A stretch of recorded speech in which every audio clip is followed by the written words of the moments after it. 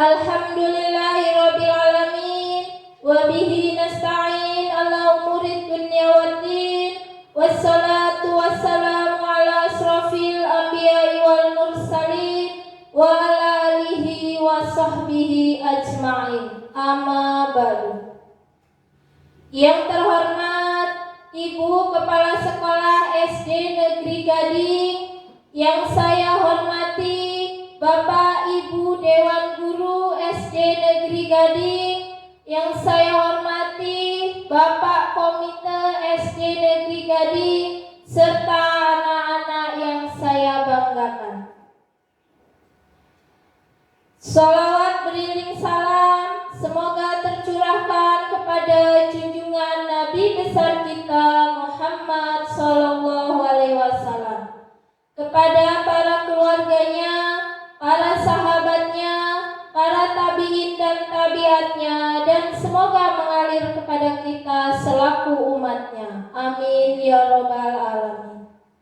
Pertama-tama, marilah kita panjatkan puja dan puji syukur kehadirat Allah Subhanahu wa Ta'ala, yang mana pada kesempatan siang hari ini kita masih diberi kesehatan jasmani dan rohani, sehingga kita bisa berkumpul dalam acara diseminasi budaya positif. Hadirin yang saya hormati, saya selaku pembawa acara akan membacakan susunan acara pada hari ini. Yang pertama pembukaan, yang kedua sambutan, yang ketiga penyampaian materi, yang keempat tanya jawab, dan yang kelima penutup. Baiklah, untuk mempersingkat waktu, marilah kita buka acara ini dengan mengucap lafaz basmalah. Bismillahirrahmanirrahim. Acara yang selanjutnya yaitu sambutan yang akan disampaikan oleh Ibu Kepala SD Negeri Gading kepada Ibu Iswati SPD SD, dipersilahkan.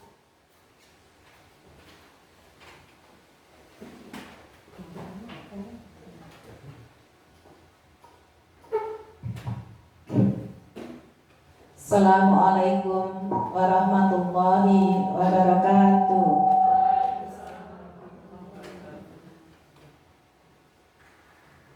Abibun. Ya, Bu.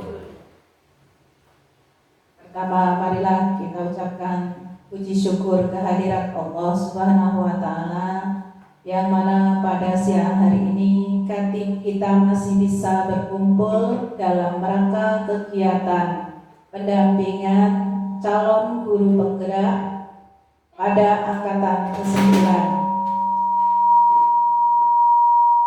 Kepada Bapak Ibu Dewan Guru serta komite yang saya hormati,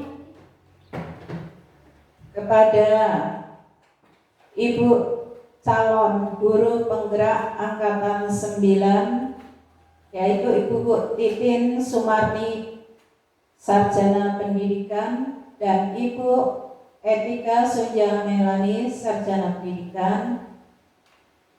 Saya ucapkan selamat menempuh kegiatan yang akan kita laksanakan pada siang hari ini. Semoga Allah memberikan kemudahan, kelancaran sampai di akhir nanti. Tak lupa pula salawat serta salam kita junjung agungkan kepada uswatun hasanah kita Nabi besar Muhammad Sallallahu Alaihi Wasallam, yang kita nantikan syafaatnya di hari yaumil qiyamah nanti. Amin Allahumma amin. Pada siang hari ini kami dari keluarga besar SDN Gading mengadakan pendampingan diseminasi yang akan dilaksanakan oleh 2 calon guru penggerak pada siang hari ini. Apapun yang akan kita laksanakan pada hari ini, semoga bermanfaat untuk kita semua khususnya di satuan pendidikan kita dan kepada dunia pendidikan pada umumnya. Bapak Ibu yang saya hormati, pada kesempatan hari ini kegiatan ini akan dilaksanakan oleh 2 calon CGP yang beliau sama-sama ada angkatan ke-9. Apapun yang akan mereka laksanakan yaitu dengan tema menyebarkan budaya positif di lingkungan pendidikan. Oleh sebab itu, dari awal judulnya sudah menarik, penyebaran pemahaman budaya positif. Berarti apapun yang akan beliau ajarkan, beliau sampaikan atau beliau jalani pada kegiatan ini adalah sesuatu yang bagus untuk menggerakkan kreativitas, peningkatan pembelajaran dan penyampaian pemahaman-pemahaman positif tentang kebudayaan di sekolah yang kita terapkan berdasarkan pergerakan guru penggerak. Nah, dalam kesempatan ini pemahaman budaya positif ini yang biasa kita lakukan, kemungkinan sudah ada yang kita lakukan, kemungkinan pun belum. Misalnya, setiap pagi kita datang ke sekolah, menyapa anak-anak, bersalaman dengan anak-anak, atau yang biasa kita sebut dengan datang, senyum, sapa, salam, santun. Itu yang sudah kita laksanakan. Kemudian literasi sebelum pelajaran dimulai. Kemudian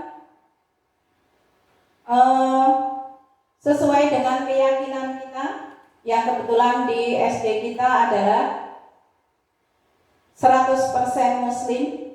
Jadi sebelum kegiatan dimulai, kita laksanakan dengan pembacaan ayat-ayat pendek yang berkelanjutan hingga dengan ada kegiatan Jumat religi. Kemudian ada pembentukan karakter dengan Juni, Jumat seni. Ada yang dengan pengolahan jiwa raga dengan Jumat sehat. Nah, itu adalah salah satu kegiatan-kegiatan yang sudah kita lakukan yang menjadi rutinitas di sekolah kita. Pada kesempatan hari ini, beliau berdua akan menyampaikan penekanan kembali pada penyebaran pemahaman budaya positif yang berkaitan dengan proyek pembelajaran profil Pancasila. Mudah-mudahan apa yang beliau akan sampaikan nanti akan tertanam pada jiwa anak-anak sehingga mereka mempunyai jiwa yang kuat, yang berpancasila, yang akan berguna kelak jika para siswa sudah menjadi dewasa. Jadi sekolah itu tidak hanya pintar dalam dunia ilmu saja, tetapi dia harus memiliki karakter, memiliki jiwa yang kuat yang berdasarkan iman dan takwa, berdasarkan Pancasila, sesuai dengan pemahaman yang ada pada Pancasila. Kemudian dalam kegiatan guru penggerak ini akan berlanjut lama, akan berlangsung lama, tidak hanya 1 atau 2 hari. Kemungkinan di bulan-bulan berikut atau di masa yang akan datang, Bapak Ibu pun akan dimintai tenaganya, sumbangsihnya untuk bekerja sama, berkolaborasi dengan calon guru penggerak. Jadi saya selaku orang yang dituakan di sini, kami minta keikhlasan Bapak Ibu, kelegaan hati, sumbangsihnya untuk mendukung para calon guru penggerak. Jadi jangan merasa bosan ya Bapak Ibu, atau merasa keberatan yang seharusnya saya begini, oh ini harus tertahan. Misal, jangan menjadi unek-unek grundel di belakang. Mudah-mudahan apa yang Bapak Ibu laksanakan atau pemikiran atau sumbangsih tenaga dan sebagainya yang Bapak Ibu berikan kepada Ibu calon guru penggerak ini mendapat imbalan yang sepantasnya oleh Allah Subhanahu wa taala. Nah, mudah-mudahan bagi yang belum, saya berharap juga untuk mengikuti jejak beliau berdua supaya juga ikut menggerakkan roda pendidikan, khususnya di SD kita, kemudian lebih meluas ke dunia pendidikan di sekitar kita dan di seluruh Indonesia. Apalagi kita yang merasa menjadi aparatur sipil negara yang bersedia ditempatkan di mana saja. Kemungkinan kita tidak bisa berharap dengan beliau berdua ini setelah lulus beliau akan menggerakkan di dunia pendidikan di SD kita. Tetapi kemungkinan beliau akan diberi tugas oleh pemerintah, oleh dinas pendidikan, beliau harus keluar, misalnya jadi kepala sekolah di SD yang lain atau di kecamatan lain, atau menjadi pengawas atau menjadi pengajar praktik dan sebagainya. Oleh sebab itu, saya berharap untuk yang lain yang masih bisa mendaftar, saya mohon untuk bisa mengikuti jejak beliau berdua. Dengan adanya beliau berdua berarti kita bisa meminta pengalaman beliau untuk berbagi. Jadi jangan takut Bapak Ibu, repot, capek, ya harus. Tidak usah kita beranggapan, waduh, capeknya malam harus tidur, masih di depan laptop, pagi sambil masak, mengerjakan tugas. Ya itu memang tanggung jawab kita. Semoga ini menjadi pemicu, pendorong pada kita semua. Mudah-mudahan apa yang akan beliau sampaikan pada siang hari ini bermanfaat, berkah barokah untuk kita semua, dan semoga menjadi amal ibadah kepada kepada Ibu penggerak, calon guru penggerak yang akan dilaksanakan pada siang hari ini. Kemudian terima kasih kepada Bapak Komite yang sudah hadir, keluarkan waktunya untuk membantu kita di sini. Kami minta sumbangsih tenaganya untuk ikut menggerakkan roda pendidikan di SD Negeri Gading ini. Saya kira hanya cukup itu saja yang bisa saya sampaikan. Apabila ada kurang dan lebihnya saya mohon maaf. Wabillahi taufiq wal hidayah. Wassalamualaikum warahmatullahi wabarakatuh. Terima kasih pada Ibu Kepala Sekolah. Semoga apa yang disampaikan bisa dilaksanakan oleh kedua calon guru penggerak kita, dan semoga kepada kita semua juga bisa mengikuti jejaknya. Baiklah, acara selanjutnya pemateri yang kedua yang akan disampaikan oleh calon guru penggerak kita, Ibu Etika Sunja Mailani SPD. Kepada Ibu Etika Sunja Mailani dipersilahkan. Baik, terima kasih sebelumnya. Assalamualaikum warahmatullahi wabarakatuh. Kayaknya masih pada lemes ini, belum makan ya. Assalamualaikum warahmatullahi wabarakatuh. Waalaikumsalam. Luar biasa semuanya. Beri tepuk tangan dulu dong untuk kita semua.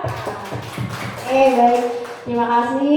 Yang terhormat Ibu Kepala SD Negeri Gading, Ibu Iswanti SPGSD. Yang saya hormati Bapak Komite kita, yang saya hormati Bapak Ibu Dewan Guru dan anak-anakku yang saya banggakan. Terima kasih atas kesempatannya pada siang hari ini yang luar biasa. Teman-teman semua di sini masih semangatnya luar biasa. Terima kasih atas dukungan yang telah diberikan kepada kami berdua, sehingga kami berdua di sini semakin semangat untuk tetap menjalankan kegiatan ini, dan tentunya kami juga akan membagikan apa yang sudah kami dapatkan dalam pendidikan guru penggerak ini.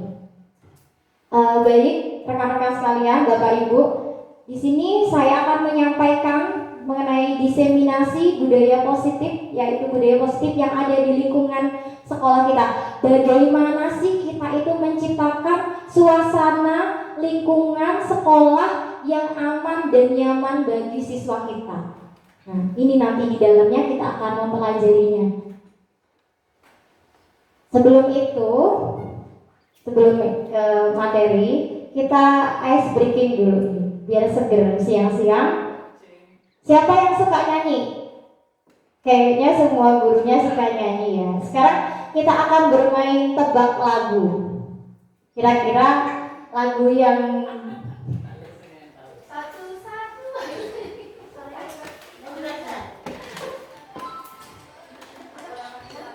biar nggak ngantuk, kita nyanyi dulu ya teman-teman, Bapak Ibu sekalian.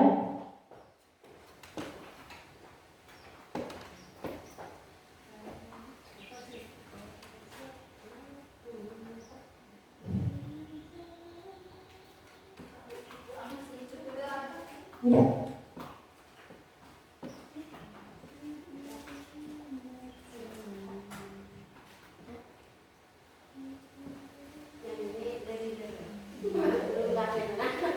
Suka lagu pop, Jawa, rock, atau band? Bapak disconnected. Oh iya, lagu kenangan. Coba kita lihat di sini ya.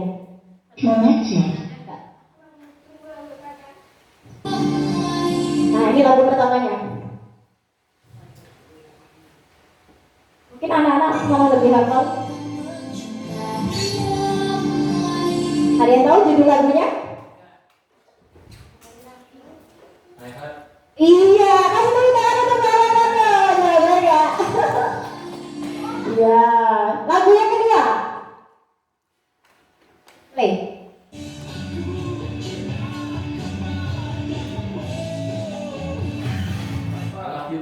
Iya, betul sekali.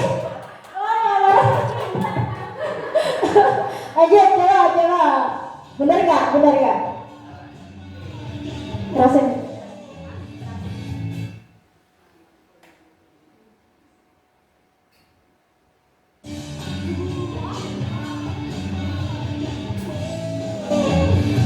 Lagu ketiga. Ayo dong, ibu-ibu.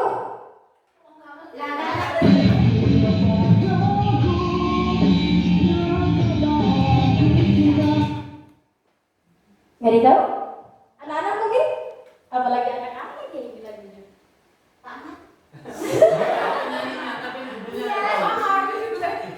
Penyanyinya Raja gitu. Iya, benar, penyanyi Raja, judulnya.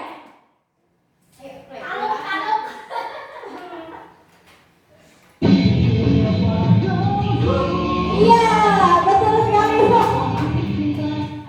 Ini cowok-cowok ini malah bapak-bapak. Waduh, ini kayaknya bukan zamannya ibu-ibu ini lagunya ini. Jujur ya, dari Raja. Satu lagi, lagu keempat.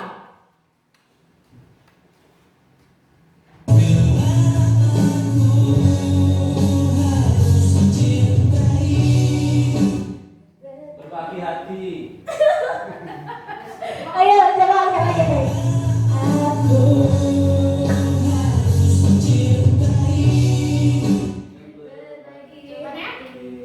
Aku gak ada tahu? Itu hanya dengan. Ya, next. Kita lihat jawabannya. Lupa juga aku. Oh. Baik, yang baru teman-teman. Ternyata bukan lagunya ibu-ibu semua ini ya. Salah saya nyarinya. Baik, apalagi lagunya anak-anak. Gak ada yang tahu. Coba kalau lagunya Upet, Rungkat, hafal semuanya. Baik, itu tadi biar kita nggak ngantuk karena jam kita sudah jam rawat ini ya Bapak Ibu sekalian. Baik, tujuan diseminasi kita pada hari ini yang pertama yaitu mensosialisasikan tentang budaya positif kepada warga sekolah. Selanjutnya, menciptakan lingkungan yang aman dan nyaman bagi siswa. Dan ketiga, mengimplementasikan budaya positif melalui keyakinan kelas. Next. Baik, ada 6 materi yang akan kita pelajari pada hari ini akan saya sampaikan, yaitu pertama mengenai disiplin positif dan nilai-nilai kebaikan. Disconnected. Selanjutnya teori motivasi, hukuman dan penghargaan dan restitusi. Yang ketiga keyakinan kelas. Keempat kebutuhan dasar manusia. Kelima 5 posisi kontrol dan keenam Connected. restitusi. Nah, sebelum masuk ke materi ini, saya akan membuat permainan. Cari pasangan dulu coba. Bapak Ibu cari pasangan. Oh ya, ini aja. Mas Ratno sama Mas Agus, Bu Les sama Bu Rosda, Bu Tarwiji sama Bu Iin, Pak Mar sama Bu Nur. Anak-anak boleh, Jaka sama Jaki, Hana sama Bu Titi. Nah, permainan cobalah buka di sini. Coba secara gantian ya. Pertama yang sebelah sini dulu. Itu Bu Iin, Pak Mar, Bu Rosda, Pak Agus, oh itu Jaki. Kalian coba menggenggam tangan kalian. Nah, sekarang yang sebelahnya Bu Tarwiji, Bu Nur, Bu Les, Pak Ratno sama Jaka, coba kalian berusaha untuk membuka kepala tangan teman kalian dengan cara bagaimanapun.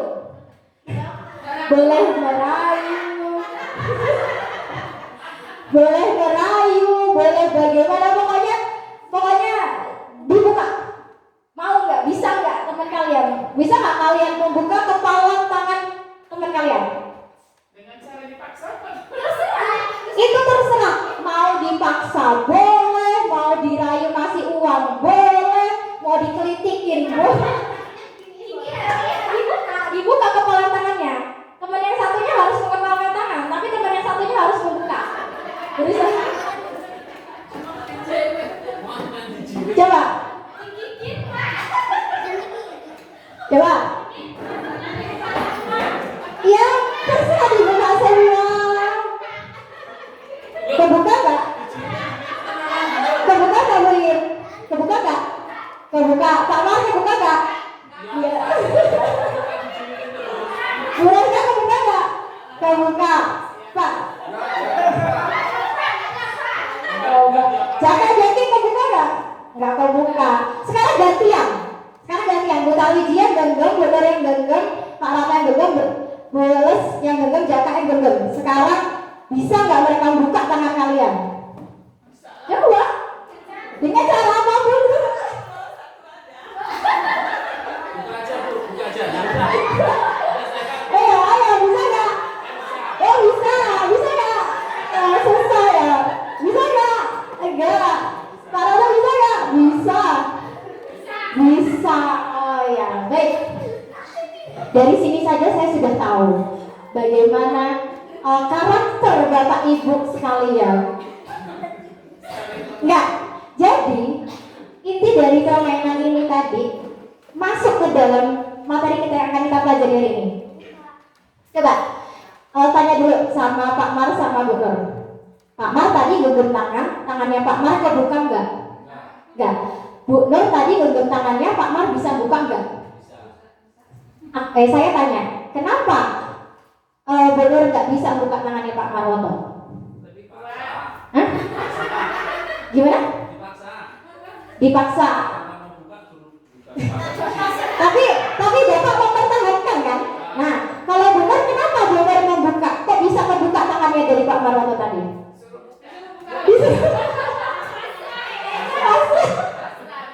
Tadi siapa yang dua-duanya ketutup? Bu Iin sama Bu Nin? Ada nggak yang ketutup semua? Jaka sama Jaki ini ketutup semua kayaknya. Kenapa Kek kamu nggak membuka tangan kamu ketika dipaksa sama Jaka? Nggak bisa buka.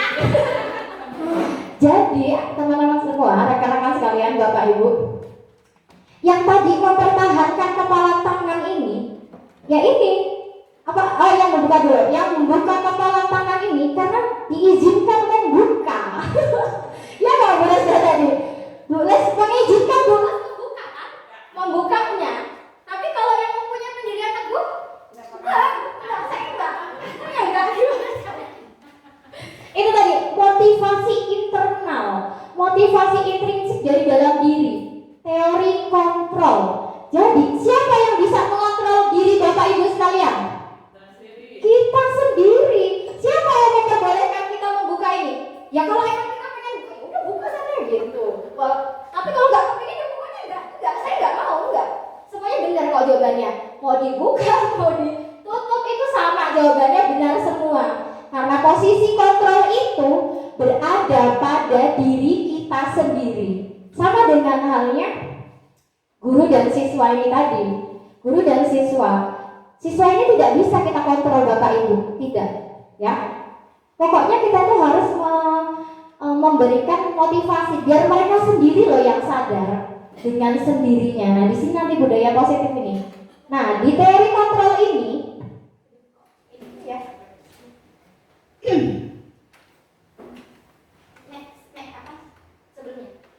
Baik, di teori kontrol tadi yang sudah Bapak Ibu praktekkan tadi, menurut psikiater dan pendidik Dr. William Glaser dalam kontrol teori yang kemudian hari berkembang dan dinamakan oleh choice theory, meluruskan beberapa miskonsepsi tentang makna dari kontrol tadi yang Bapak Ibu lakukan. Ilusi guru mengontrol murid, salah. Kita itu guru tidak bisa mengontrol murid. Murid yang mereka mau dikontrol karena ya mereka yang membiarkan diri mereka dikontrol gitu kan, entah dengan hukuman atau reward gitu kan. Terus ilusi bahwa semua penguatan positif, efektif dan bermanfaat. Tidak semua penguatan positif itu bakal efektif dan bermanfaat ke depannya karena itu sistemnya paksaan.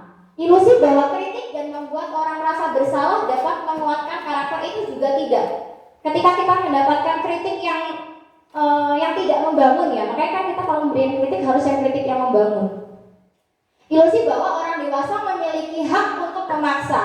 Tidak ya, kita itu salah selama ini karena tetap ya itu tadi Bapak Ibu membuka menutup karena kemauan diri Bapak Ibu sendiri kan, bukan karena teman yang lain gitu kan. Next. Nah, setelah di teori kontrol kita akan mempelajari mengenai disiplin positif. Apa itu disiplin positif? Mungkin kalau disiplin sudah tahu lah ya. Tapi apa yang dimaksud dengan disiplin positif? Ki Hajar Dewantara menyatakan bahwa untuk mencapai kemerdekaan atau dalam konteks pendidikan kita saat ini, untuk menciptakan murid yang merdeka, syarat utamanya adalah harus ada disiplin yang kuat. Disiplin yang dimaksud di sini adalah disiplin diri Bapak Ibu. Disiplin diri yang berasal tadi dari motivasi apa? Internal, motivasi intrinsik dari dalam diri. Karena bukan dari luar, paksaan maupun ancaman maupun penghargaan, tapi murni dari diri sendiri. Coba, Miss tanya nih sama Jaka. Kamu berangkat ke sekolah setiap hari, berangkatnya jam berapa? 6:30. Jam berangkat 7:30 padahal kita masuknya 7:30 ya. Kira-kira kenapa kamu melakukan itu semua? Apakah karena paksaan, ancaman? Apa kamu dapat reward ketika berangkat ke sekolah lebih awal? Atau kenapa? Kenapa kamu melakukan itu? Karena saya ingin menanamkan sikap disiplin. Karena Jaka ingin menanamkan sikap disiplin. Itu motivasi dari dalam diri kamu atau dari luar? Dalam diri sendiri. Nah, seperti itu Bapak Ibu, kita harus menciptakan motivasi intrinsik untuk anak murid kita. Jangan adanya ancaman dan paksaan di dalam budaya positif ini. Disiplin positif maksud saya. Disiplin diri dapat membuat seseorang menggali potensinya menuju kepada sebuah tujuan, sesuatu yang dihargai dan bermakna. Dengan kata lain, disiplin diri juga mempelajari bagaimana cara kita mengontrol diri dan bagaimana menguasai diri untuk memilih tindakan yang mengacu pada nilai-nilai yang kita hargai. Seperti misalnya ada anak kita yang nggak mau sama sekali mencontek. Tahu nggak Bapak Ibu, nilai apa yang sedang mereka hargai ketika anak kita tidak mau mencontek? Kejujuran, benar. Nah itu yang motivasi intrinsik ini yang perlu kita tumbuhkan di dirinya murid-murid kita. Next. Selanjutnya, teori motivasi, hukuman, penghargaan, dan restitusi. Seperti yang tadi sudah disampaikan, ada motivasi, 3 motivasi manusia. Jadi, seseorang melakukan tindakan itu pasti ada alasannya, ya tidak? Pasti. Atau motivasi. Nah, ini ada 3 motivasi yang biasanya dilakukan oleh kita. Yang pertama, untuk menghindari ketidaknyamanan atau hukuman. Contoh, jika kamu harus selalu berangkat pagi. Nah, ya kerjakannya berangkat pagi karena dia menghindari hukuman. Kalau enggak nanti kamu misetrap. Nah, karena dia tidak, berarti dia berangkat pagi itu bukan dari kesadaran diri, tapi karena takut diancam, dihukum. Terus yang kedua, untuk mendapatkan imbalan dari sekolah, penghargaan dari orang lain. Jadi nanti kamu kalau benar jawaban bahasa Inggris semua, kamu kasih coklat. Nah, itu juga karena itu bukan motivasi dari Jaki sendiri, tapi itu karena oh iya nanti kalau aku dapat 100 nilai bahasa Inggris, berarti nanti saya dapat coklat. Nah, itu juga gak boleh ya mendapatkan imbalan ya. Tapi jadi Jaki berusaha keras dapat nilai 100 di bahasa Inggris karena untuk mendapatkan coklat imbalan tadi. Itu motivasi. Terus yang ketiga, untuk menjadi orang yang mereka inginkan dan menghargai diri sendiri dengan nilai-nilai yang mereka percaya. Nah ini seharusnya motivasi intrinsik internal itu yang ini nomor 3. Ya seperti yang tadi disampaikan Jaka. Kenapa kamu berangkatnya selalu pagi hari jam 6:30? Ya karena saya ingin menanamkan nilai disiplin di dalam diri saya. Itu udah nggak mungkin di ini ya. Saya juga ya dari dulu memang terbiasa sekolah pasti jam 7 sampai sekolah, jam 7.15 gitu. Memang ya kita sudah menanamkan nilai disiplin lah, sudah guru-guru kita. Next.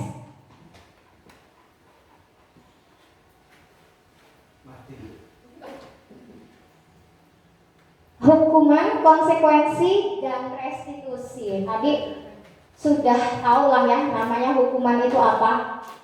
Tindakan terhadap peraturan yang pada umumnya berbentuk hukuman atau konsekuensi. Jadi kalau hukuman tadi sifatnya apa Bapak Ibu? Hukuman itu sifatnya tidak terencana atau tiba-tiba. Jadi kalau ada anak datang terlambat misalnya langsung kamu lari 10 kali lapangan. Nah itu yang namanya hukuman. Ya nggak Bapak Ibu? Datang terlambat dihukumnya lari 10 kali lapangan. Apa? Motivasinya nggak ada. Terus hukuman itu hanya dari satu arah, jadi hanya dari gurunya saja, bukan dari siswanya atau dari kesepakatan bersama. Nah, coba, halo, tepuk 1. Nah, saya jadi nih, tepuk pagi. Kalau tepuk pagi tepuknya 1 kali, tepuk siang tepuknya 2 kali.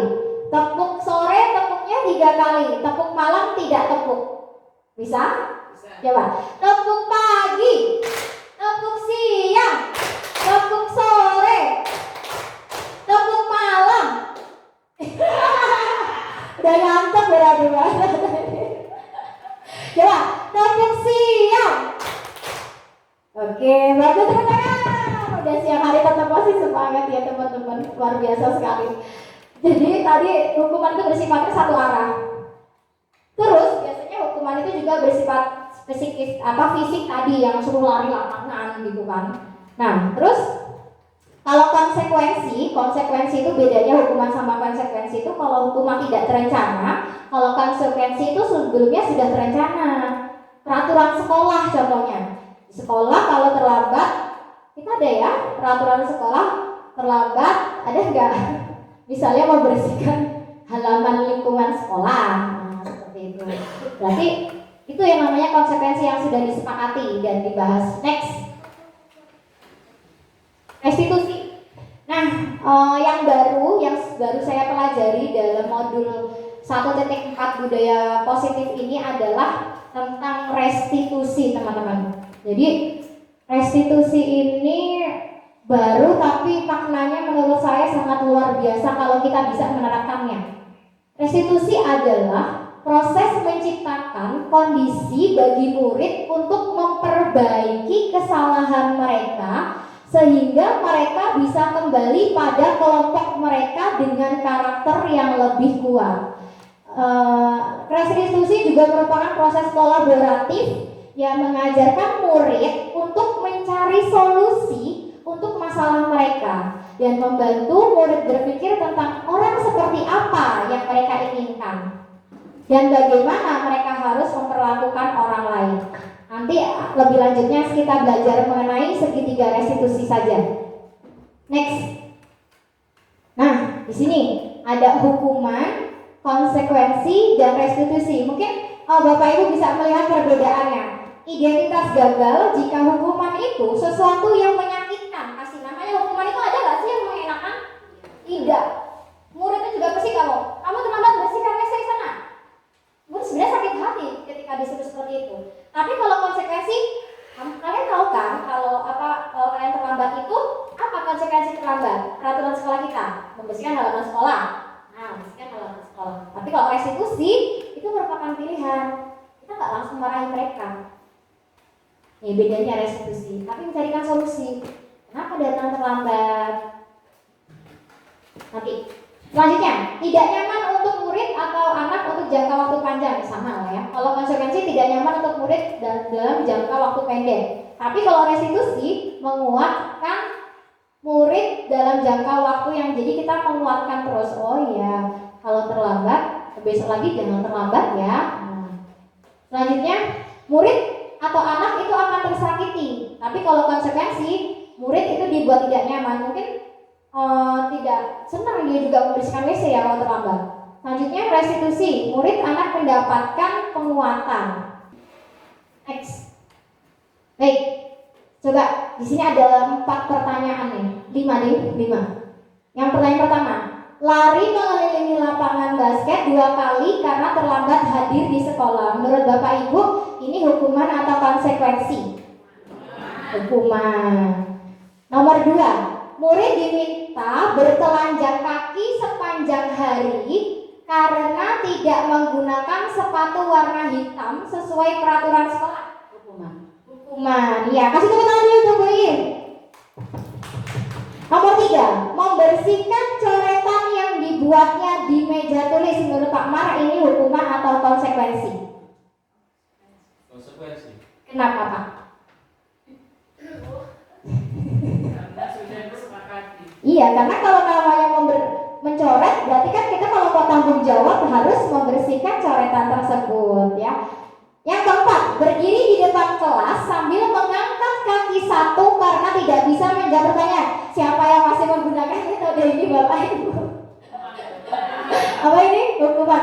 Dulu Bu, saya sering sekali dulu ketika saya masih SD, guru saya, bukan saya, maksudnya guru saya. Gak bisa ngerjain PR, maju, kakinya diangkat. Itu sudah pasti zaman dahulu Bapak Ibu. Zaman sekarang kita tidak bisa lagi menggunakan ini karena ternyata ya itu tadi pembelajaran itu tidak sesuai dengan apa yang sudah diajarkan oleh Ki Hajar Dewantara. Next, lari mengelilingi lapangan basket 2 kali karena terlambat 10 menit untuk pelajaran PJOK. Menurut Pak Ratno, ini konsekuensi apa hukuman? Hukuman. Kenapa hukuman? Jangan hanya terpaku karena lari ya. Sebenarnya di situ ada lari mengelilingi lapangan basket 2 kali karena terlambat 10 menit untuk pelajaran PJOK. Iya, karena mungkin sudah konsekuensi sama guru olahraganya. Besok kalau yang terlambat kalian harus lari lapangan basket ya. Karena sudah ada kesepakatan terlebih dahulu. Oke, terima kasih. Next, penghargaan.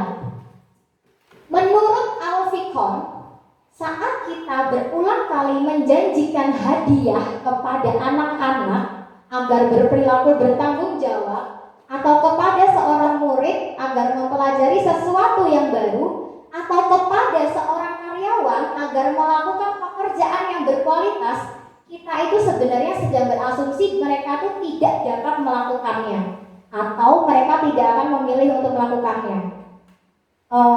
Ketika ngajar di kelas 2 itu saya sering sekali, ayo yang nilai ulangannya tinggi nanti Miss kasih coklat, itu sering sekali saya seperti itu. Dulu sebelum mengenal adanya guru penggerak ya di sistem penghargaan ini. Ya ternyata itu tidak efektif juga untuk anak-anak karena mereka itu bekerja keras bukan karena ingin pintar gitu loh, tapi ingin mendapatkan coklat dari Miss Eka gitu loh, every day gitu loh. Nah jadi ketika saya mempelajari modul 1.4 budaya positif, saya langsung, wah berarti apa yang saya lakukan selama ini itu salah. Bukan seperti itu cara memberikan siswa sebuah penghargaan, itu bukan seperti itu. Jadinya mereka ya termotivasi untuk mendapatkan nilai bagus, tapi bukan dari dalam dirinya sendiri gitu loh, karena ingin coklat tadi. Dan selalu ditanya setiap hari, Miss kapan Miss? Nanti kapan kita ulangan lagi gitu Miss kapan? Nah, jadi selalu seperti itu akhirnya.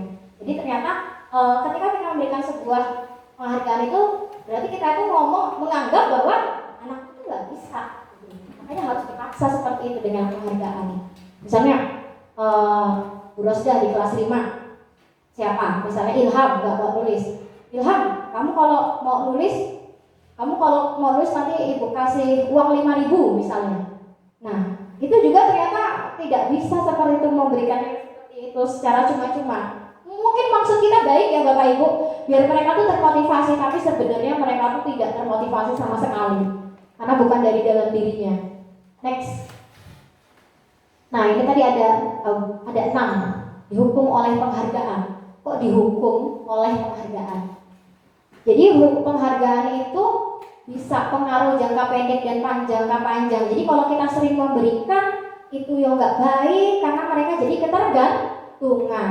Penghargaan tidak efektif ya, sama tadi yang sudah saya ceritakan. Jadi tidak efektif, yang tadinya kita pengennya dia itu semangat belajar tapi akhirnya tidak semangat belajar.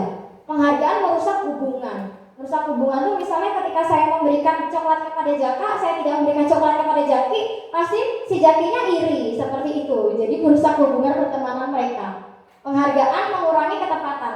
Terkadang kita juga memberikan tadi kan nggak tepat gitu penggunaannya, menurunkan kualitas dan mematikan kualitas sama. Next. Nah ini tadi teman-teman Bapak Ibu sekalian. Jadi saat seorang anak belajar untuk pertama kali menggabungkan huruf-huruf dan kata-kata serta menyadari bahwa ia itu dapat membaca, timbul pijar di matanya dan senyum-senyuman di wajahnya, anak tersebut begitu gembira bahwa ia telah mempelajari dan menguasai suatu keterampilan baru. Kesadaran akan kemampuannya bahwa dia sudah dapat membaca sesungguhnya sudah merupakan sebuah penghargaan. Jadi sebenarnya kalau kita itu sudah bisa mengajar anak kita dengan baik, itu sudah penghargaan kok Bapak Ibu.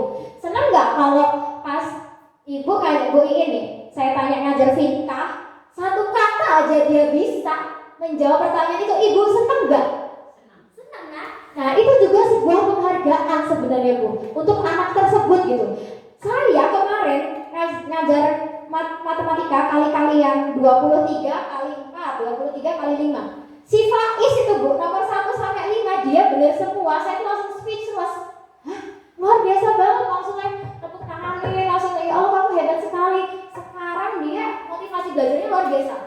Ternyata nggak usah loh harus dikasih coklat, nggak usah dikasih hadiah gitu, nggak usah. Ternyata cuma dikasih ngomong kayak gitu sih, kamu luar biasa loh Vinka.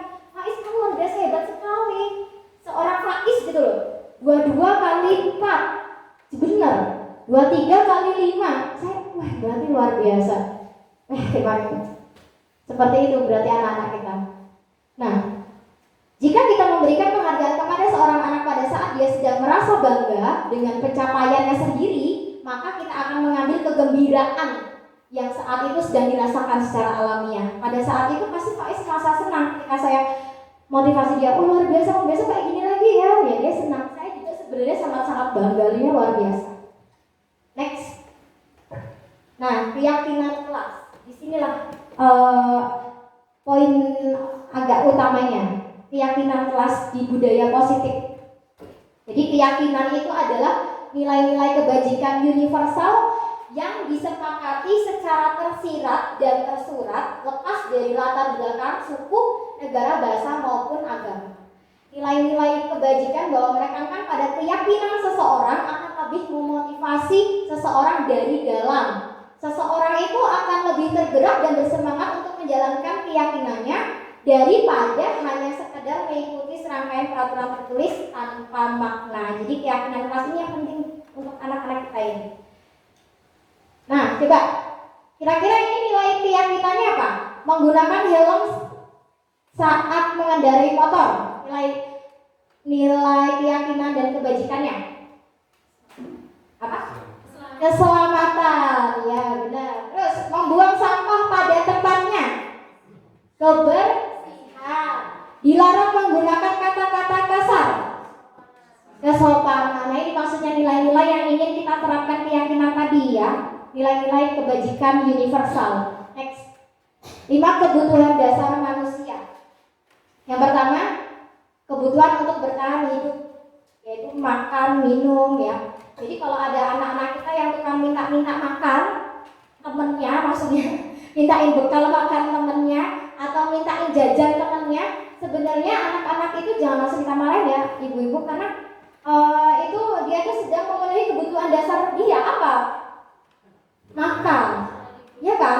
Mungkin karena di rumah dia belum makan ya, jadi dia minta-minta ke temennya. Nanti gampang kita panggil. Terus nomor 2, cinta dan kasih sayang, love and belonging. Dia itu ingin rasanya disayangi dan dikasihi, diperhatikan ya. Tuh kebutuhan dasar kita.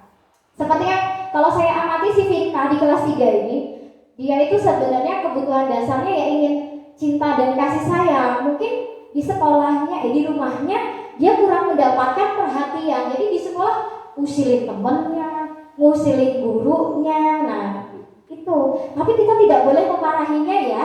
Kita harus memahaminya dan bahkan kita harus menuntun dia Bu ya. Kita nggak boleh bosen. Itu ada di kelas 3. Mungkin di kelas-kelas yang lain ada tegar misalnya. Apa Bu kebutuhannya? Yang nomor 3, kebebasan, freedom. Jadi anak itu punya 5 kebutuhan. Kita itu punya kebutuhan dasar yang bebas. Kita tuh bebas memilih. Nggak boleh kamu harus yang ini. Ya boleh bebas memilih. Kesenangan, fun. Ada juga anak yang tukang minjemin temennya itu karena saya ini seneng loh miss minjemin punya itu.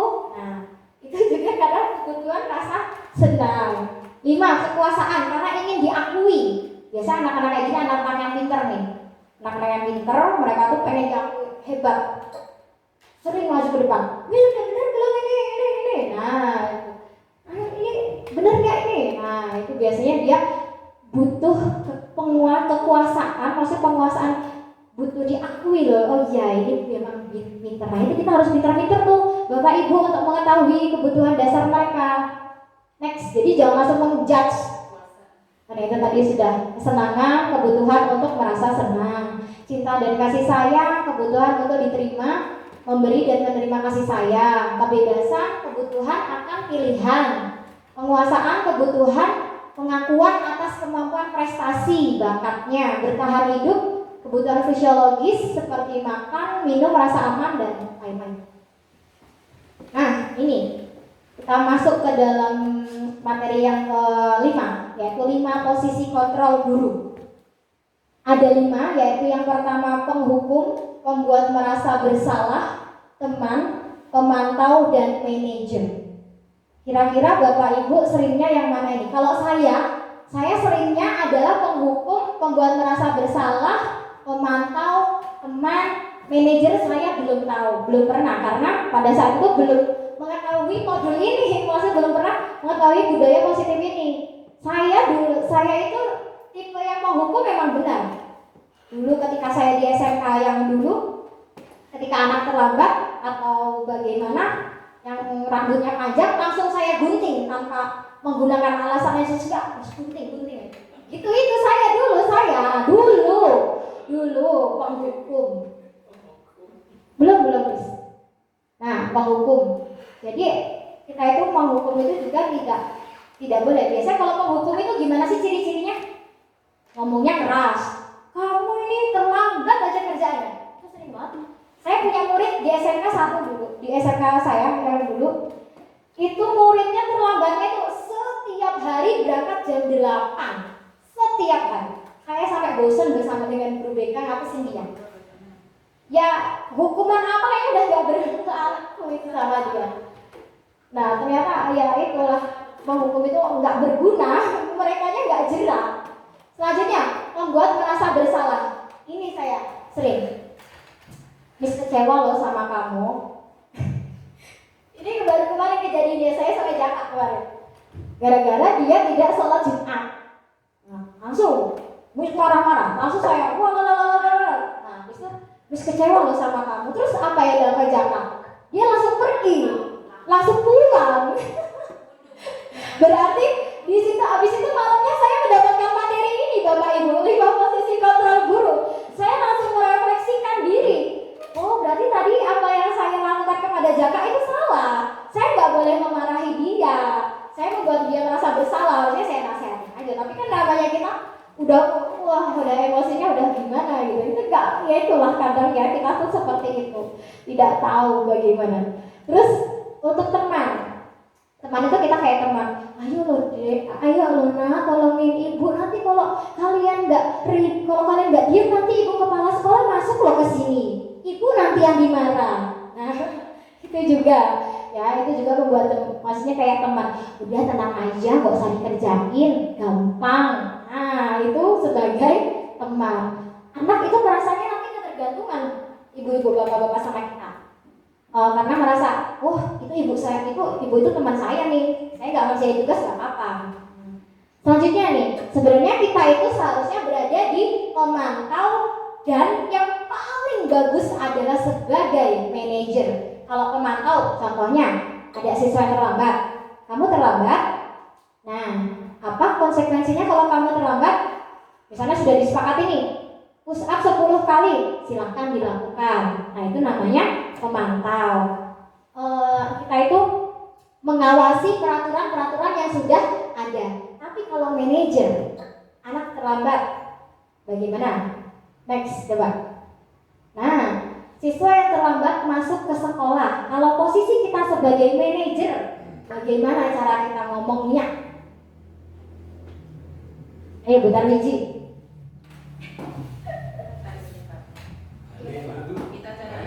Ya, cari penyebabnya dulu, alasannya kenapa kok bisa terlambat. Ya jangan ujuk-ujuk karena kamu lari lapangan 10 kali ya. Tapi sekarang nggak ada ya kayaknya ya. Di SD Gading ini alhamdulillah tidak ada yang seperti itu. Pasti kita hanya memantau apa konsekuensinya kalau anak terlambat. Ditanyakan dulu kenapa terlambat. Setelah itu ya nggak apa-apa, kamu terlambat, tapi sesuai tidak dengan keyakinan. Nah, keyakinan tadi, Pak. Nah, ini tadi yang sudah dibahas sedikit tentang restitusi, yaitu proses di mana kita itu mengembali anak itu sadar akan kesalahannya secara sendiri, dan kita itu nanti biar dia itu bisa kembali ke kelompok mereka secara karakter yang lebih kuat. Segitiga restitusi itu ada 3. Yang pertama menstabilkan identitas, yang kedua validasi tindakan yang salah, yang ketiga menanyakan keyakinan. Coba. Nah, menstabilkan identitas itu bertujuan untuk mengubah identitas anak yang gagal karena melakukan kesalahan menjadi orang yang sukses dari mereka merasa sedih dan emosional. Contoh kalau ada anak yang marah, kita kan pasti kamu ini kerjaannya kalau ada anak yang terlambat, kamu ini kerjaannya terlambat. Padahal kan ya kamu kenapa terlambat? Ditanyakan seperti itu. Oh ya, validasi tindakan yang salah. Proses untuk memahami kebutuhan apa yang sedang berusaha dipenuhi oleh murid. Bukan berarti menguatkan tindakan salah itu pantas dilakukan, namun di sini lebih menguatkan pemahaman kita akan alasan dari murid tersebut. Nah, kita misalnya ada siswa yang berantem. Kamu kenapa berantem? Karena orang tua saya diajak, Miss, saya hanya membela diri. Oh ya nggak apa-apa, kamu yang benar membela diri kamu, tetapi untung aja kamu nggak sampai menojok teman kamu atau memukul. Nah, kita memvalidasi tindakan dia yang salah, tapi ke arah yang benar gitu. Kamu benar. membela dirimu. Next, menanyakan keyakinan. Proses di mana murid menghubungkan dirinya dengan nilai-nilai yang dipercaya. Jadi kalau setelah seperti itu langsung ditanyakan keyakinannya. Apa yang kamu yakini ketika kamu melakukan kesalahan itu? Nah, di sini saya akan memperlihatkan video praktek segitiga restitusi yang sudah saya lakukan. Nanti Bapak Ibu bisa melihat bagaimana sih sebenarnya proses segitiga restitusi yang benar. Jadi ketika ada anak salah itu kita bukan yang menyalahkan, tetapi membantu mereka mencarikan solusi atas masalah yang sedang mereka hadapi.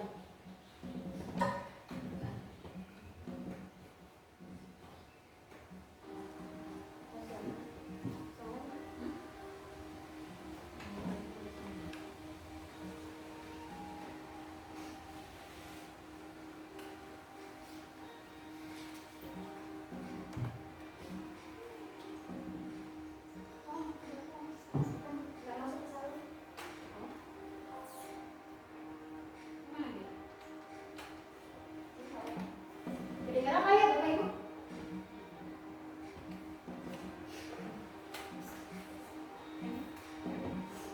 Nah, kasusnya pada saat jam istirahat terlihat anak-anak merungu ini kelas 4. Ternyata di dalam kelas Jaka dan Fajar sedang bertengkar. Jaka yang tidak dapat menahan emosi akhirnya mendorong Fajar. Nah, di sini sudah saya praktekkan. Nggak kedengaran ya?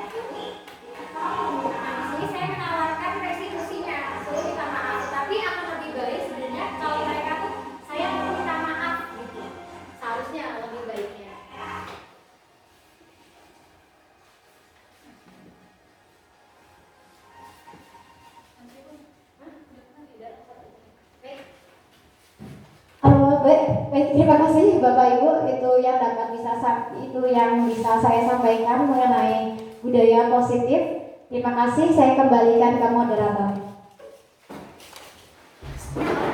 Baiklah, acara yang selanjutnya yaitu tanya jawab. Untuk bapak-bapak dan ibu-ibu, silakan yang ingin bertanya kepada calon guru penggerak kita.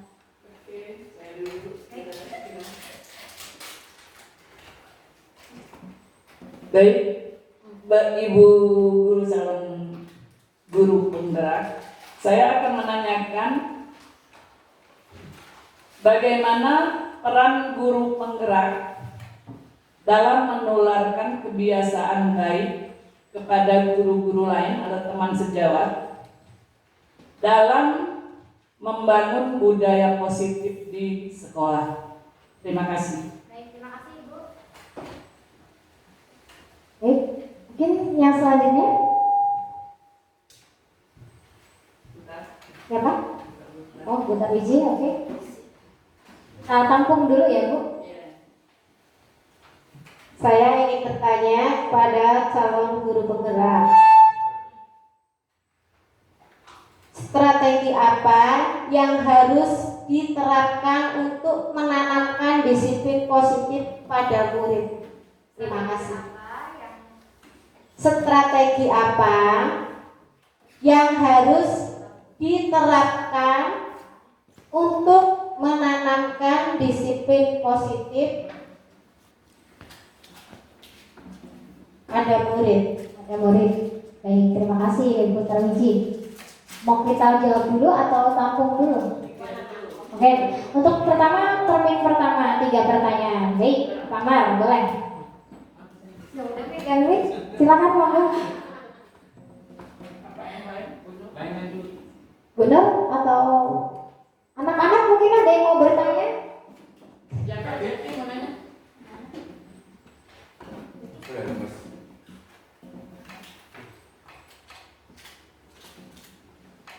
Di sini saya akan menanyakan apa pentingnya menciptakan budaya positif di lingkungan sekolah. Ya, apa pentingnya menciptakan budaya positif di lingkungan sekolah?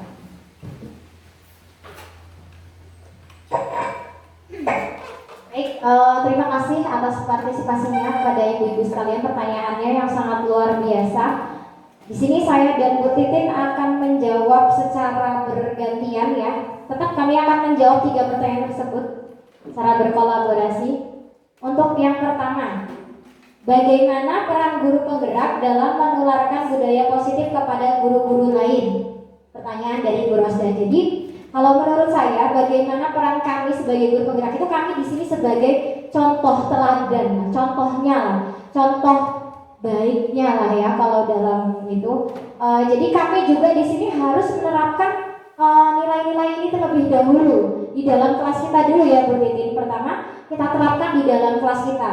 Ini menyambung ke pertanyaannya Bu Tarmizi, apa strategi apa yang harus diterapkan untuk untuk menanamkan disiplin positif. Jadi tadi sudah disebutkan di dalam budaya positif itu hal yang paling penting itu adalah keyakinan Bu, keyakinan kelas. Jadi ketika kita membuat keyakinan kelas di dalam kelas, itu secara otomatis nanti budaya positif itu akan tercipta, akan terlaksana.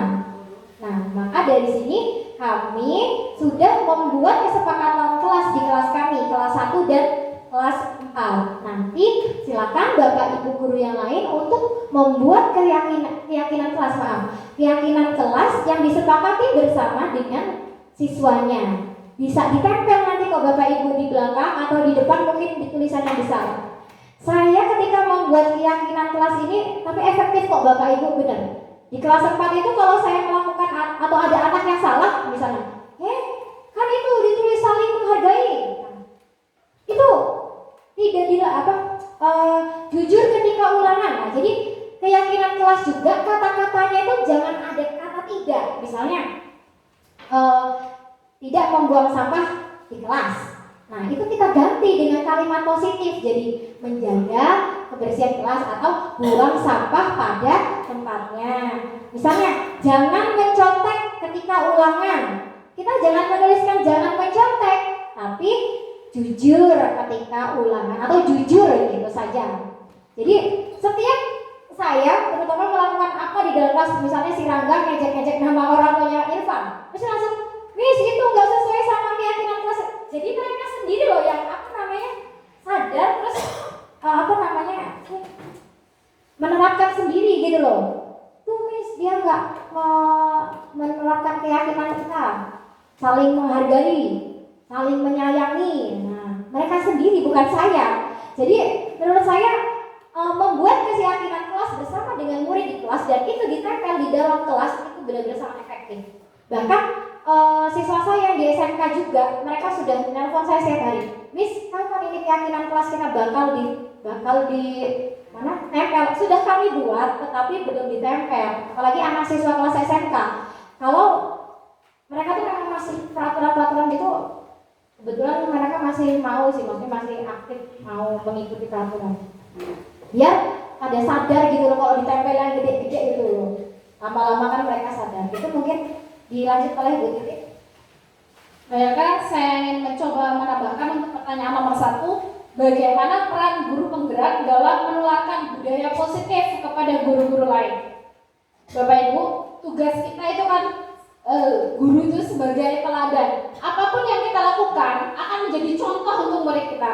Nah, begitu pun peran kita sebagai guru penggerak, yaitu kita pertama itu menerapkan dulu di kelas kita. Setelah kita berhasil, pasti akan menjadi contoh-contoh bagi guru lain dan kemudian pasti akan diikuti.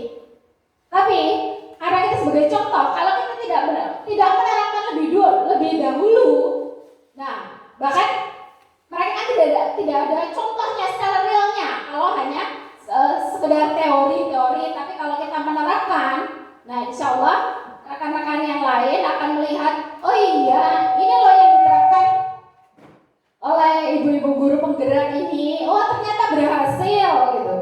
Nah, budaya positif itu kan tujuannya untuk menciptakan lingkungan yang aman dan nyaman.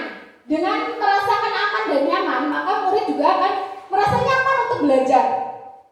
Terus yang kedua, strategi apa yang harus diterapkan untuk menanamkan disiplin positif pada murid? Ini strategi yang pernah saya tanamkan, yaitu menanamkan rasa tanggung jawab. Contohnya dalam kegiatan piket kelas, Ibu.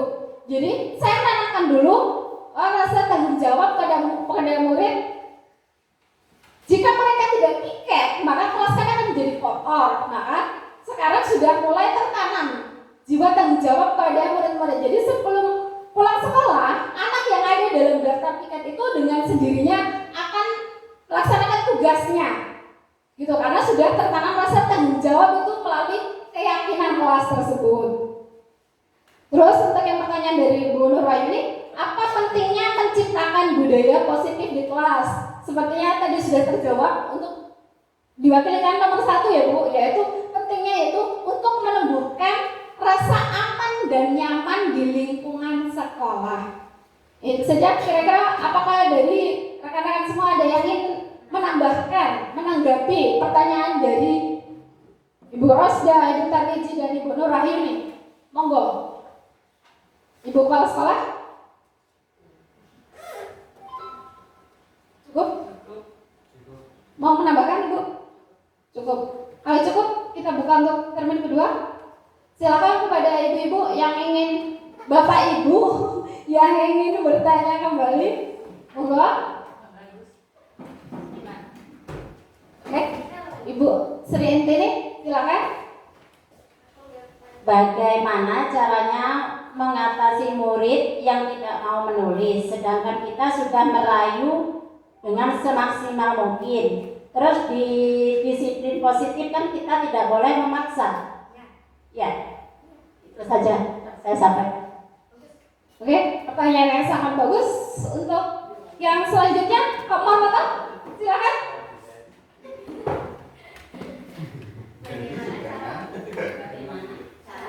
Merayu mengatasi murid yang tidak mau menulis, sedangkan kita sudah merayu. Tapi kita tidak boleh memaksa. Minta mati-matian. Apa aja? Ya, Mika.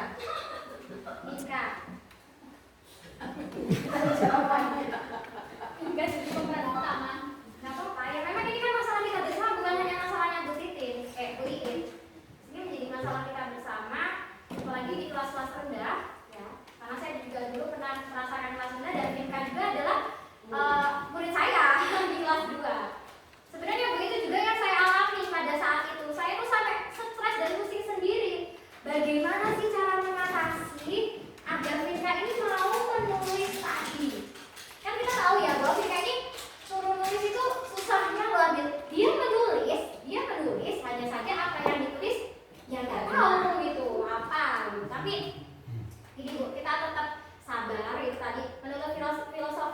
Dewantara itu kita harus menuntun kodrat anak, Bu. Kodratnya Vinka mungkin seperti itu, Bu. Beda dari yang lain, sehingga kita yang harus sabar dalam mendidik dia. Jangan pernah pokoknya udah, ya sudah nulis, sudah, ya sudah. Nggak usah dipaksa, nggak usah. Dia bisanya hanya 1-2 kata, terus nggak apa-apa, nggak usah dipaksa. Kalau lulus nggak bisa apa-apa, kita disalahkan nggak? Ibu, gini, Ibu, saya dulu punya murid waktu saya ngajar di SMP apa? SMP Islam. Ayo, SMP Islam. SMP Argo Mulyo yang pondokan itu, saya punya satu murid. Dia itu nggak bisa baca, nggak bisa tulis. Dan saya waktu itu ngajar bahasa Inggris. Saya itu juga dulu sempat gimana ya? Menyalahkan guru SD-nya. Dulu saya pada saat itu. Ini gimana? Murid nggak bisa baca, nggak bisa nulis, tetap apa namanya? Dia nggak bisa baca, nggak bisa nulis, tapi kok bisa masuk SMP? Bahkan sampai kelas 3 SMP pada saat saya ngajar di sana dia masih kelas 2. Saya selalu bercerita sama guru-guru yang lain, bagaimana ini loh, kok anaknya seperti ini. Tapi akhirnya saya yang tadinya saya gimana, akhirnya saya sekarang pada saat itu maksudnya saya waktu itu ya sudahlah menerima dia. Memang kodratnya seperti itu, mau dibagaimanakan loh, Bu, kodratnya loh. Dia nggak bisa, Bu. Jadi kita menulis ini nih, Cak, diseminasi. Dia bukan nulis diseminasi. Kalau Vinka kan masih nulis diseminasi. Tapi kalau dia nggak tahu nulis apa, nggak tahu yang ditulis di bukunya itu apa. Jadi ini sudah selesai. Saya ngeliat, bisa beda. Yang ini saya nilai, gitu aja. Dan dia itu paling respect sama saya. Pokoknya ini Miss Edith, kau pengen sama Miss terus. Dia memang anak berkebutuhan khusus lah ya, sama kayak Tegar lah, Bu. Tegar di kelas 5, kurang lebihnya sama kayak ini. Sampai SMK. Jadi kita itu kan sekolahnya SMP SMK ya. Ya belum bisa baca, Bu, sampai SMK. Jadi saya tuh sampai gini loh. Saya tuh sampai dudukin guru-guru yang lain. Teman-teman, ini kita kayak mana sama si namanya, saya jadi lupa ya, udah beberapa tahun yang lalu. Ini gimana ya dia? Mau gimana loh buat kita mau ngajarin dia ya nggak bisa lah, maksudnya udah bukan kewenangan kita untuk mengajarkan membaca dan menulis. Nah terus nanti kalau dia masuk SMK gimana? Ya mau gimana ya, udah kita biarkan juga itu akhirnya. Dia lulus SMK sekarang. Dan tahu nggak jurusan apa yang dipilih? Komputer. Dia pilihnya jurusan komputer. Kami arahkan ke jurusan apa sih itu, membuat kue, tapi bukan tata boga. Kok saya jadi lupa itu nama jurusannya. Dia nggak mau, dia pengen komputer. Ya mungkin kalau di komputer dia tahu huruf-hurufnya gitu ya. Di multimedia dia. Saya kurang tahu sekarang dia bagaimana kabarnya. Jadi gitu, Bu, kita harus selalu sabar menurut saya. Sabar, ikhlas. Yaitu kodratnya dia seperti itu ya, kita kan menuntun sesuai dengan kodratnya. Nah kodratnya dia sudah seperti itu, kita sabar. Mudah-mudahan nanti dia bisa kalau kita sabar ya, Bu. Karena itu tadi dia kebutuhannya cinta dan kasih sayang menurut saya. Itu mungkin Bu Titik mau menambahkan. Bu ini mungkin hanya sedikit yang saya tambahkan, yaitu betul seperti kata Bu Etika, kita itu hanya menuntun. Kita itu di sekolah itu ibarat seorang petani, Bu. Kita ingin menanam jagung, kita hanya bisa mengolah lahan, menanam, merawat, terus membuang rumput-rumput liar itu. Tapi kita nggak bisa berubah. Saya tanam jagung, tapi saya ingin dia tumbuh menjadi padi. Itu tidak akan mungkin terjadi. Jadi tugas kita memang hanya menuntun. Kalau dia kodratnya seperti itu, kita hanya menuntun dia ke arah yang lebih baik sedikit. Kita nggak bisa menuntun dia untuk bisa, dia susah nulis, kita menuntun untuk lancar menulis satu halaman, itu tidak akan bisa. Kita hanya berupaya sedikit demi sedikit menuntunnya sesuai dengan kodrat yang dia miliki. Bu, tetap berusaha karena itu memang tugas kita. Sebenarnya Untuk membaca menulis ini juga kan memang sudah menjadi PR bagi kita semua lah ya. Makanya saya mau menggalakkan lagi program odol tadi yang setiap hari baca lagi gitu kan, nggak tentang berapa. Karena kan ada kita nih Rafki, ada Ida di kelas 6. Saya juga nggak mau nanti ketika dia lulus, apa namanya, ini dari SD mana gitu. Saya tuh kayak dari SD mana gitu, dari SD Negeri Gading gitu kan. Pokoknya di sini ayo kita Bapak Ibu sekalian kita bekerja sama, berkolaborasi untuk agar anak-anak kita itu ya bisa membaca semua, membaca dan menulis semua, dan menerapkan budaya positif ini sih. Kalau menurut saya di SD Gading ini budaya positif ini sudah terlaksana, sudah terjalin lah ya, karena menurut saya kita nggak adalah yang bully-bully yang terlalu ini. Hukuman juga kita juga nggak terlalu memberikan hukuman yang begini ya. Itu kan kesepakatan kalian kayak kemarin Miss di apa namanya di upacara. Ayo kalau yang nggak pakai atribut bagaimana gitu kan, kita sebenarnya Miss mau nanya kayak strap aja Miss, strap. Nah itu kan kalian sendiri ya mau strap. Tapi kan strapnya masih ke arah yang positif. Strapnya masih ke arah yang positif. Ya sudah nggak di strap tapi bersihkan lingkungan sekolah saja. Nah gitu. Seperti itu Bu. Ada lagi mungkin atau menambahkan Bapak Ibu? Bukan bertanya, menambahkan. Ada yang ingin menambahkan?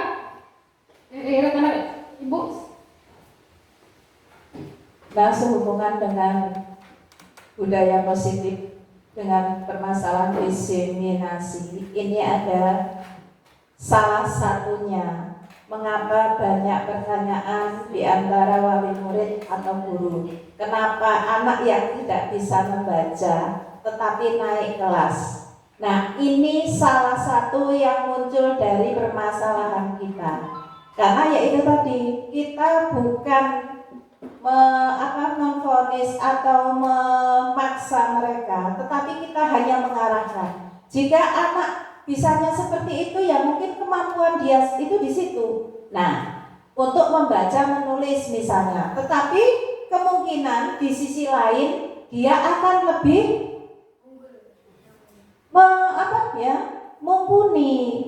Karena seperti yang dikatakan dengan Ibu Etika tadi, misalnya Ida, begitu dia dihadapkan dengan satu laptop, dia nggak bisa baca, nggak bisa nulis, susah ya. Begitu ini tombol gini, dia langsung nyambung. Kemungkinan itu kelebihan dia. Kayak si yang kelas 6 itu, si Rafki, mungkin suruh ini, suruh nulis, nggak tahu, suruh baca. Tapi begitu pekerjaan yang lain yang kelihatan, berarti dia pengembangnya pada motorik dia, bukan karena kognitifnya. Nah, itu salah satunya. Jadi anak itu tidak bisa dipaksakan semua harus bisa matematika, semua harus bisa ini, semua harus. Karena mereka ada skillnya masing-masing. Itulah salah satu pertanyaan yang biasanya jadi PR kita. Muridnya Pak Marwoto ya iso maca ya diunggah nih. Ya kan gitu. Lagi kelas 6 iso maca. Nah, itu salah satunya. Karena Allah itu Maha Adil. Allah itu akan menabur ke semua yang ditanam di dunia ini tidak akan sama. Ya enggak Bapak Ibu? Apa Bu Titin ada 5 di sini? Enggak ada, cuma 1. Mungkin Bu Titin pinter di laptop, dia suruh nyulam, dia telaten. Nah, misalnya Bu Tarwiji telaten, semua disimpan. Dia suruh pegang laptop ya nggak bisa. Itulah kelebihan kita masing-masing. Karena kita sudah diberi kodrat masing-masing. Nah itu saja. Berarti muncul angan-angan kita setelah kita mendengar paparan yang sepanjang lebar itu, berarti kita harus menyadari. Sekarang kita jadi orang tua, jadi guru, berarti kita hanya menuntun, memerdekakan mereka memilih sesuai dengan kemampuan anak-anak. Jadi kita tidak boleh menyalahkan lagi. Nek hukum kadang ya greget ingin hukum, tetapi itu sebenarnya salah. Ya Bapak Ibu, karena kita semua sama-sama mengerti. Monggo Ibu.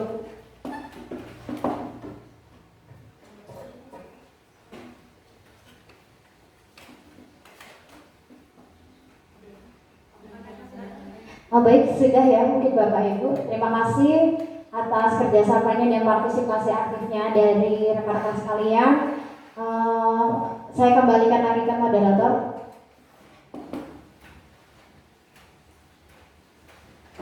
akhirnya kita berada di penghujung acara.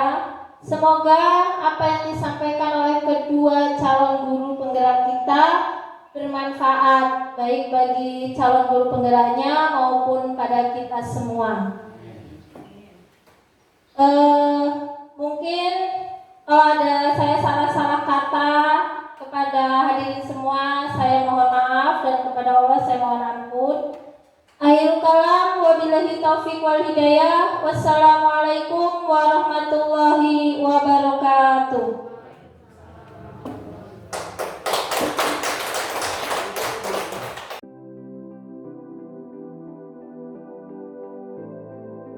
Baik, assalamualaikum warahmatullahi wabarakatuh.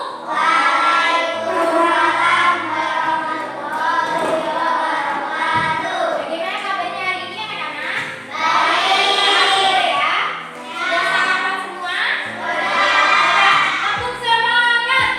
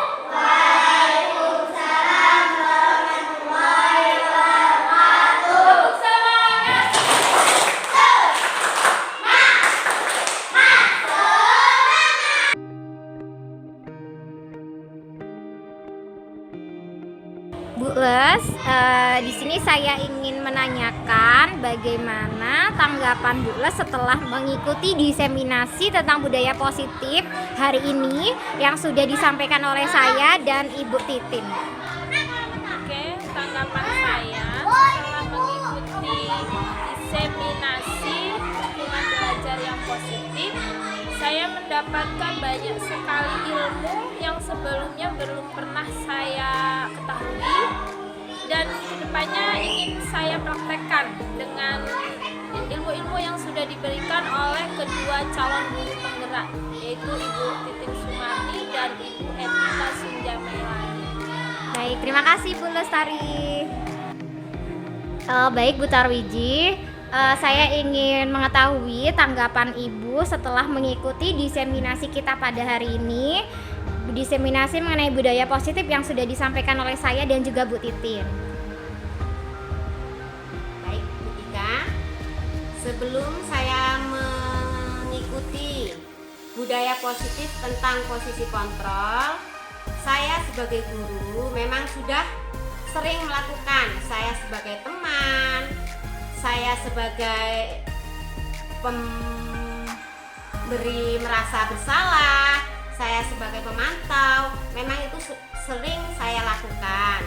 Tetapi dengan adanya diseminasi ini, kami menjadi tahu bahwa saya belum melakukan saya sebagai manajer. Dengan adanya ini, saya mengucapkan terima kasih kepada Ibu Etika dan kepada Ibu Titin. Jadi dengan adanya diadakan ini, saya menjadi mengerti. Terima kasih buat Baik. Ibu Etika dan Bu Titin. Terima kasih Bu Tarwiji atas tanggapannya. Bagaimana perasaan Honsa dan Novita setelah kita kemarin membuat keyakinan kelas bersama? Dan bisa bergerak